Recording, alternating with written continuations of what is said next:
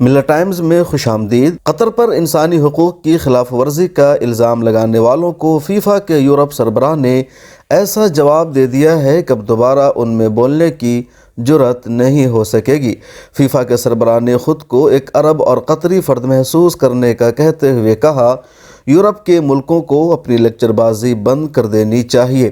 Europe نے انسانوں کی جتنی پامالی کی ہے اس کے لیے ان کو 3000 سال معافی مانگنی پڑے گی۔ ان سے زیادہ انسانوں کے ساتھ برا سلوک کرنے والا کوئی اور خطہ دنیا میں نہیں ہے۔ انہوں نے یہ بھی کہا، اگر مزدوروں اور نوجوانوں کے حقوق کی یورپ کو اتنی ہی فکر ہے تو اپنے یہاں موقع دیں، زبانی ہمدردیاں نہ جتلائیں۔ فیفا سربراہ گیانی انفینٹینیو نے یورپی اقوام کو شدید تنقید کا نشانہ بناتے ہوئے کہا، ہم یورپی لوگ پچھلے 3000 سال سے انسانوں کے ساتھ جو سلوک کر رہے ہیں اس کے ازالہ کے لیے ہمیں 3000 سال تک انسانوں سے معافی مانگنی پڑے گی۔ انہوں نے ان خیالات کا اظہار اپنی پہلی باضابطہ پریس کانفرنس سے خطاب کے دوران کیا، جہاں تقریباً 45 منٹ تک قطر اور ورلڈ کپ کے لیے اس کے انتظامات کا پوری طرح دفاع کیا۔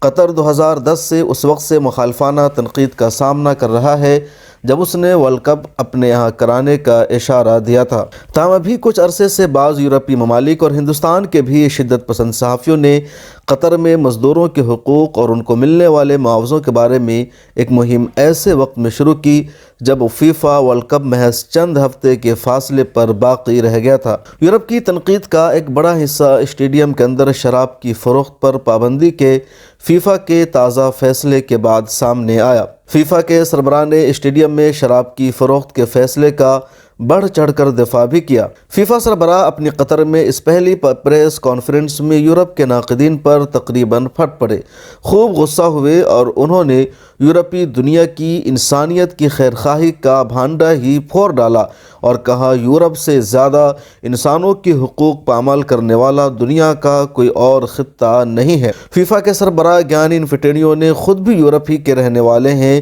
اس لیے انہوں نے یورپ پر کھل کر کے تنقید کی اور سچائی بیان کی کہ یورپ کتنا بڑا ہیومن رائٹس کا وائلیٹ کرنے والا خطہ ہے۔ فیفا سربراہ نے قطر پر جاری یورپی ملکوں میں تنقید کو یورپ کے دوہرا معیار بتایا۔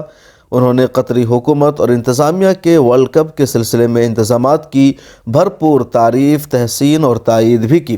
فیفا سربراہ نے کہا، میں آج اپنے آپ کو ایک قطری کے طور پر فخر محسوس کر رہا ہوں۔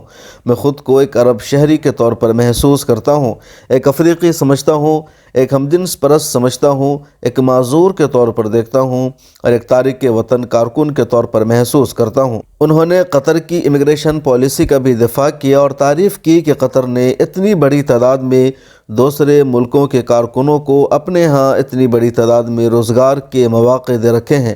ہم یورپی ملک اپنی سرحدیں بند کر دیتے ہیں اور ان ملکوں کے لوگوں کو نہیں آنے دیتے ہیں جن میں آمدنی کی شرح بہت نیچے ہوتی ہے۔ انہوں نے زور دے کر کہا، اگر یورپ واقعی مزدوروں اور نوجوانوں سے کوئی ہمدردی رکھتا ہے تو اسے بھی قطر کی طرح ان لوگوں کے لیے کچھ عملی طور پر کرنا ہوگا۔ صرف زبانی کلامی لیکچرز کی ضرورت نہیں ہے۔ حالیہ دہائیوں کے دوران قطر میں قدرتی گیس کے حوالے سے آنے والی ترقی نے ملک میں روزگار کے عظیم مواقع فراہم کیے ہیں اور مواقع میں بہت اضافہ ہوا ہے۔ اس کے ہاں کارکنوں کے لیے حالات کارکن کی لندن میں موجود انسانی حقوق گروپ ایکویڈم نے بھی تعریف کی ہے۔ فیفا ورلڈ کپ کا قطر میں آغاز ہو چکا ہے اور اس کا آغاز قرآن کریم کی تلاوت سے ہوا ہے۔ بیورو رپورٹ، ملت ٹائمز۔